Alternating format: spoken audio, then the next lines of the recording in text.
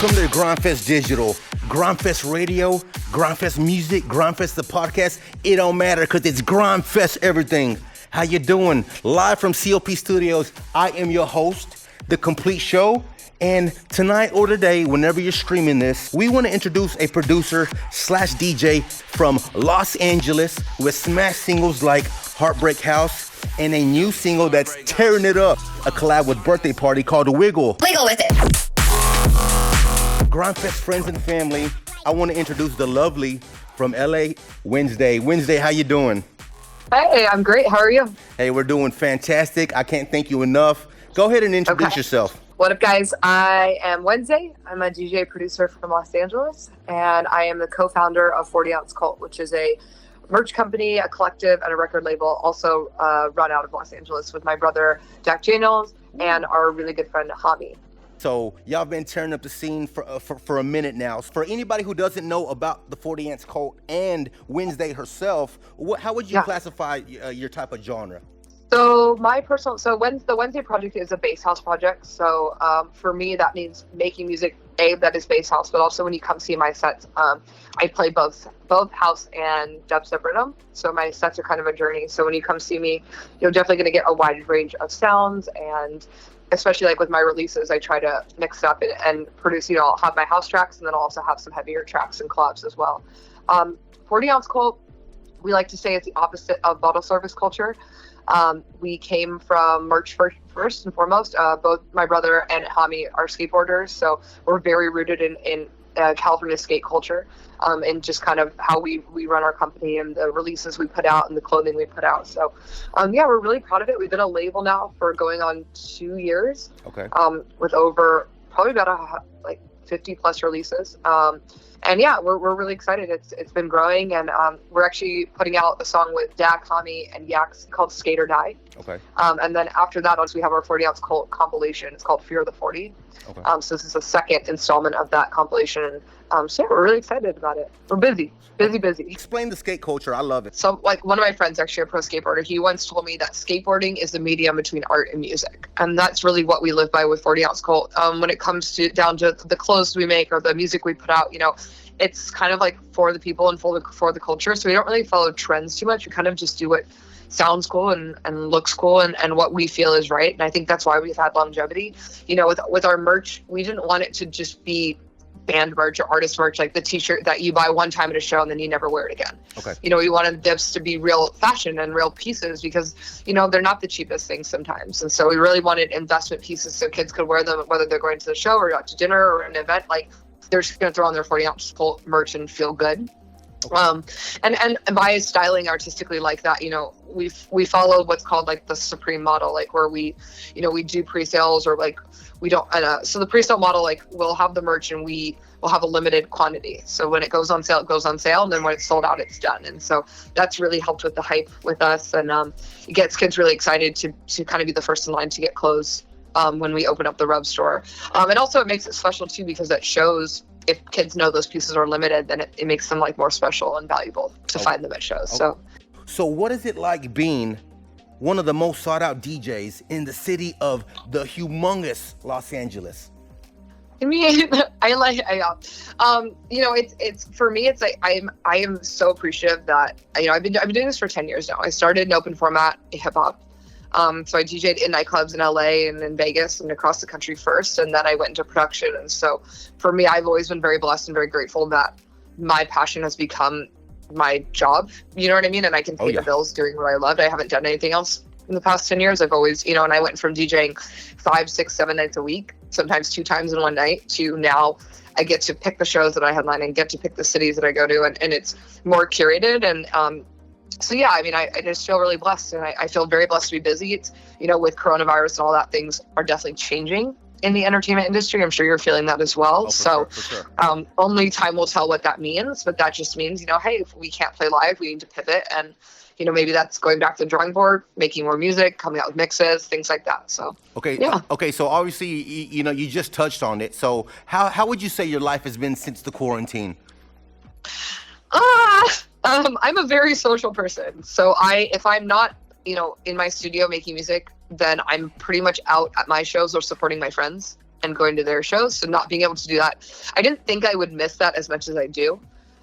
Because you always tell yourself like, all right, I should stay in more, and but really not being able to socialize and be with your friends. And my love language is music, so going out to see live shows, whether it's bands or rappers or DJs, that's how I express myself. And so yeah, it's definitely, I've been missing a piece, but there's tons of amazing artists are streaming right now on Twitch. Go support them. I know Insomniac just did Beyond Wonderland. They did virtual raves. So people are definitely coming up with creative ways to put out their content and still share. And so I think that's really, some special things are going to emerge from this time period for sure. Okay. My editor, I want to cut to Wenzday Heartbreak House. I want to just take a look at, can you break down, kind of the process of making this music video? Heartbreak House was my EP that was my debut EP, and the whole EP was the stages of a breakup. So the first stage is the breakup, it's getting over it, it's partying because you're single, and then kind of the remorse and missing that person. For the music video, it was inspired by all these different 90s movies that I watch obsessively. I love 90s movies. So we have Eyes Wide Shut, Romeo and Juliet, National Marine Killers, what's another one? I think that's it. Yeah. Oh, True Romance. That's the one we're missing. So I basically did an ode to like 90s noir films and did a music video like that. The nice thing was like I wanted to work with a majority female crew for that. So that was one thing that I was really passionate about. And then the gal who directed it, Francesca, has worked on a ton of other videos. So she actually definitely gave me a discount and lent her time because she believed in the project. Find like-minded people who are down to create with you and grow with you. And kind of be honest. And for me, it was like, yeah, maybe I didn't pay her what she should get. She just worked on the most recent Justin Bieber video. There you go. But she knows that anytime I do a video, I'm going to hire her. She's the first person I call, so she's going to grow with me. Same with the brands, like a lot of the costumes and the outfits were sponsored. But that's because they know that, kids are going to see that I'm going to wear their stuff at shows or performances or in photo shoots. So it's all about collaborating and really finding a happy medium of like what you can contribute to each other and how to grow with them. So definitely, I don't think anything is out of reach for anyone. You just have to be creative. Okay, so I'm a world traveler myself, and I want to jump to the next topic. Tell me some of the most amazing places you've visited around the world. Hong Kong is one of my favorite places. So, I think it's absolutely amazing. London, Paris, Australia. Australia is amazing because it's so far, and I think the people are absolutely incredible. But all through Asia. I mean, Japan's amazing, Korea's amazing, Thailand.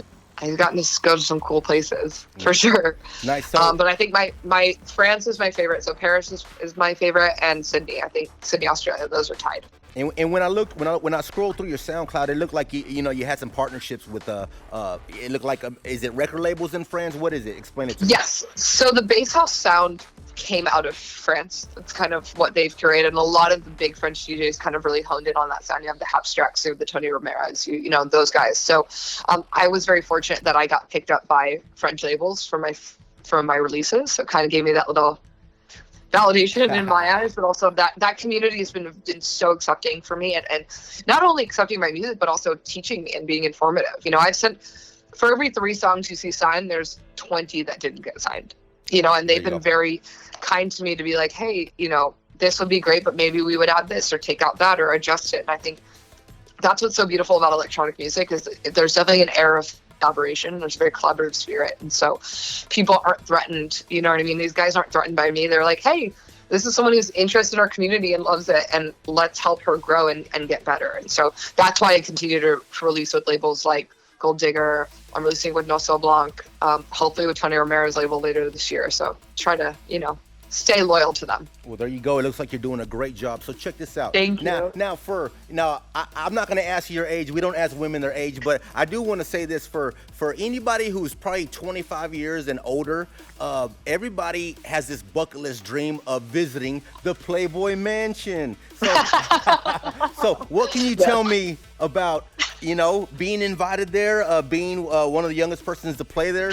Tell me about the experience.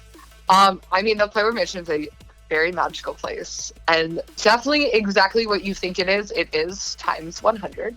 But I was very fortunate. Dad actually threw events at the mansion in the last couple of years that it was open when Hef was still alive.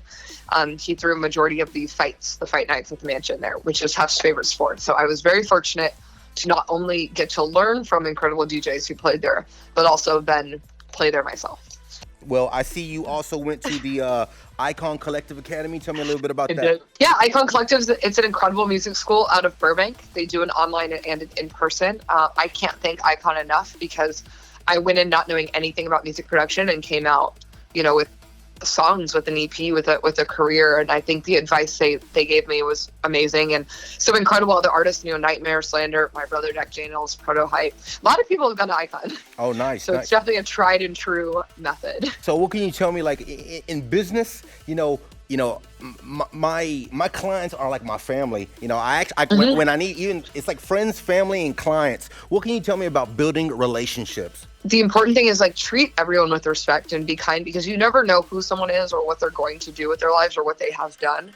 I've always lived my life as being gracious and anyone I meet, it's, be excited. It's not, for me, my big pet peeve is when people don't remember names. It's not that hard to remember names, or at least if you can't remember names, remember where you met people. For sure. Because I've had that where I've had fans come up to me and maybe I'm blanking on the name, but I'll know exactly what show, what time I met that person. And I just think that goes a long way. Okay. Because it means that you care. We got to talk about what is it like having your brother Dack Janiels. Come on now. My brother's incredible. My brother got into electronic music before me. He's the reason he went to Icon first and I followed. And, he and I are very collaborative. We live together. We have a company together. And, I'm so grateful that I get to be in this entertainment industry, or whatever you want to call it, with family, because you can always trust someone and someone's always there and has your back and can be completely honest with you. So we work very well together, and we're very appreciative of that relationship. So would you say there's a little bit of a friendly competition? What would you say? I don't think so, just because Tanner and I have always lived with the mentality of if he does something, it's going to help me, and if I do something, it's going to help him. We've brought each other for EDC sets or festival sets. We support each other. And also we don't make exactly the same music, which I think is helpful. But yeah, for us, I could squabble and fight with the person who's closest to me, or I could just be like, hey, you're killing it. Great. My time will come, or his time will come, and just work together. That's the only way you're going to build. At what point or moment in your life did you decide, hey, you know what? This is what I want to do? I saw DJ Am perform. I don't know if you guys remember him, but DJ Am was an incredible open format DJ. He passed away a couple years ago, but I saw him live. I think I was 15. Okay. And I was like, that is what I'm going to do with my life. Okay, so what kind of support did you or did you not get at home? Did your brother kind of help it, make it easier for you? So the nice thing is I actually started DJing first before anyone in my family. But the thing was, my dad being in the entertainment industry, throwing events, he understood the value of a DJ for an event or a party, and how that, that makes or breaks a room, right? And so he took it very seriously when I said I wanted to. My mom was an art major. She came from an art background. So my parents really bent over backwards to help us be able to achieve everything we wanted to do and know that we were supported. They've come to most of our shows. They love it. Obviously they want to be responsible, but I think once they saw that we wanted to go to school for it and be serious and saw us practicing it every day, they were like, okay, this is what they want to do. There you go. Well, they love it. We're very lucky. Are you still a radio host at Dash? Yeah, I have a new show airing. So my show airs on Wednesday, 6 to 7 p.m. Pacific Standard, and Friday, 10 to 11 p.m. Pacific Standard. I've done the radio show for 2 years now. It's my baby. It's my favorite thing to do every week. Nice. Because it features a new mix from me. That's 30 minutes of all the new music I've gotten, and then a 30-minute guest mix from either my friends, people I want to put on, newcomers. So this week I have Freak On, who's originally from Oregon, but he lives in LA now. So I'm really excited to have him. Okay, so I did, before I spoke to you, I was fortunate enough to chop it up with autocorrect and my man, Hami. Tell me a little bit about, just the working relationship. How many people are actually part of the team? So the main core 40 ounces, myself, Tanner, and Hami, Eric.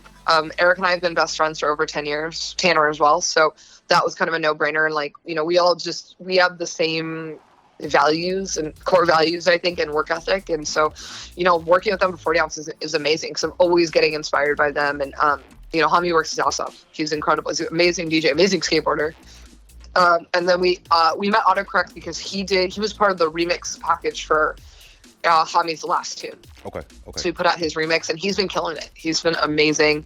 That song goes. So we're really excited to release with him in the future as well. Just kind of grow the culture. For your fans, is there anything you'd like to say? Any special shout out, special thank you? Yeah, thank you so much for everyone for supporting. Thank you. I just did a recent merch shop of 40 ounce as well, which sold out. So thank you guys for that. Really, that's always really appreciative, especially in hard times like right now. And just thank you for the support. And I can't wait for you guys to hear all the new music. Once again, introduce yourself and sign us out of here. Awesome. Well, I'm Wenzday from Los Angeles, co-owner of 40 Ounce Cult. Thank you guys so much. If you want to follow me, I'm at Wenzday Music, WENZDAY, on all socials.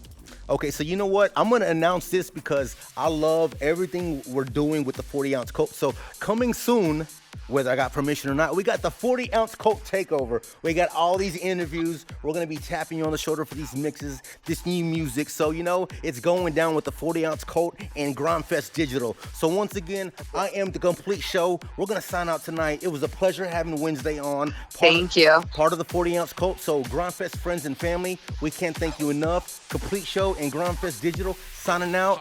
Peace.